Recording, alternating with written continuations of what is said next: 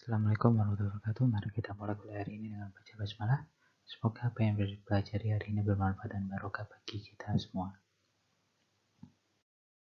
Oke, untuk pertemuan ke-11 hari ini hingga pertemuan ke-13 besok kita akan melakukan presentasi tugas kelompok.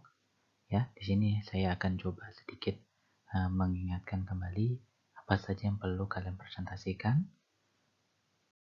Oke. Nah, ini sudah kalian lakukan ya. Jadi tugas kelompoknya adalah kalian membagi kelompok kalian berdasarkan jumlah yang sudah ditentukan kemarin.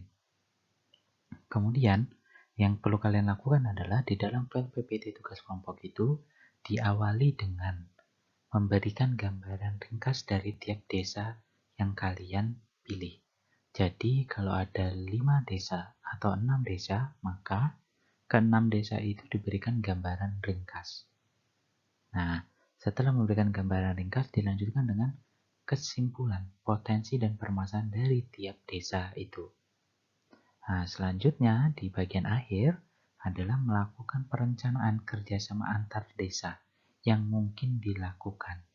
Oke, nah jadi slide PPT-nya itu di slide awal mungkin pakai cover nama anggota kelompok, nama desa, kemudian setelah cover dimulai dengan gambaran ringkas desa A, kemudian potensi desa A, masalah desa A, diteruskan dengan gambaran ringkas desa B, potensi desa B, permasalahan desa B, seterusnya sampai selesai. Kalau ada 7 kelompok berarti yang diakhiri dengan gambaran ringkas desa ke-7, potensi desa ke-7, dan permasalahan desa ke-7. Nah, setelah memberikan gambaran ringkas potensi dan masalah dari tiap desa, kalian menjelaskan perencanaan kerjasama apa yang mungkin bisa dilakukan dari desa-desa yang ada di dalam kelompok kalian. Oke, kemudian ini tugasnya dibuat dalam bentuk presentasi maksimal 30%, dikumpulkan. Nah, ini deadline-nya sudah lewat ya. Jadi 5 Desember kemarin dikumpulkan oleh salah satu anggota kelompok. Oke, jadi di minggu ke-11 hingga ke-13 ini tidak ada alasan file PPT-nya tidak ada, karena sudah ada di dalam psikologi. Nanti kalian bisa, kalau misalnya belum ada yang mendownload, bisa di-download di psikologi. Jadi PPT-nya sudah siap. Kemudian, nah ini presentasinya ada 3 kelompok, 3 atau 2 kelompok tergantung kelasnya. Jadi silakan dicek psikologinya, sudah saya bikin schedule-nya. Minggu ke-11 siapa yang presentasi, minggu ke-12 siapa, minggu ke-13 siapa. Oke. Nah, hasil undiannya akan coba saya tampilkan ringkas di sini. Ini untuk kelas C ya. Urutan presentasi pertama, kedua, ketiga, dan keempat. Oke, ini nama kelompoknya ya. Kemudian ini untuk presentasi ke-5, ke-6, ke-7, dan ke-8. Ini nama anggota kelompoknya. Ini untuk kelompok ke-9, urutan presentasi ke-9. Ini nama anggota kelompoknya. Ini untuk kelas D, ini untuk yang kelompok presentasi kelompok urutan presentasi pertama hingga keempat. Nah, ini nama anggota kelompoknya. Kemudian ini untuk kelompok 5 dan sampai dengan ke-7.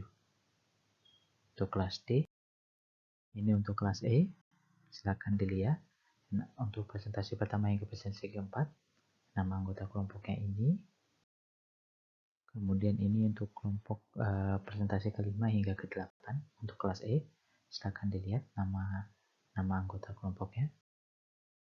Nah, untuk kelas F, nah ini presentasi pertama hingga presentasi keempat, ya, nama anggota kelompoknya. Ini nama-nama anggota kelompoknya. Dan ini untuk presentasi urutan presentasi ke-5 hingga ke-8, ini nama anggota kelompoknya. Kemudian ini untuk yang presentasi terakhir untuk kelompok 9. Silakan nanti dilihat di psikologi ya, di kelas masing-masing. Untuk urutan detailnya hari apa, presentasi ke berapa, silakan dilihat di sana.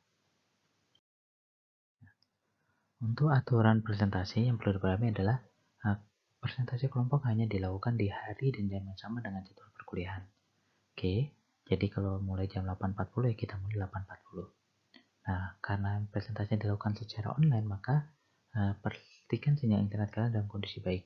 Kalau paketannya habis ya silakan dibeli dulu. Ya seharusnya jika kalian kemarin mendaftarkan nomor telepon kalian, nomor HP kalian untuk mendapatkan kuota belajar, seharusnya masih ada kuota belajar yang bisa kalian pakai.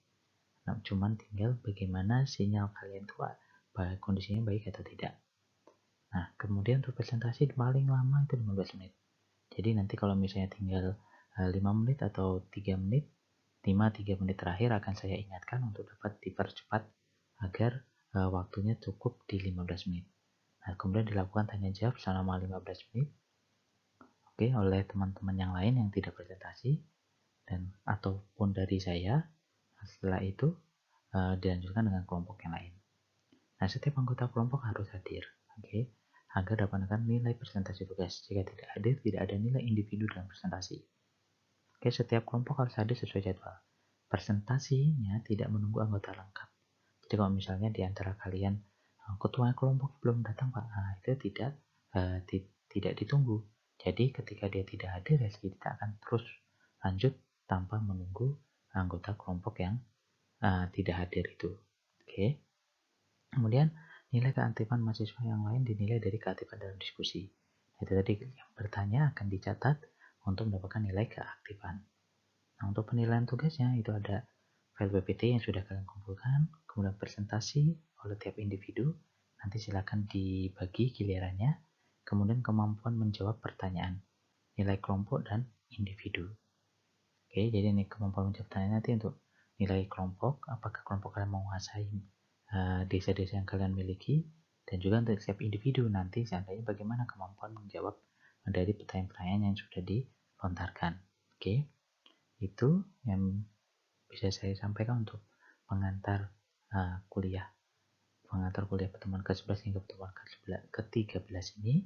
Karena kita akan lakukan presentasi kelompok, silakan dipersiapkan presentasinya dengan baik, pahami dan kuasai presentasinya untuk mendapatkan nilai yang terbaik. Itu saja yang bisa saya sampaikan. Saya akhiri. Assalamualaikum warahmatullahi wabarakatuh.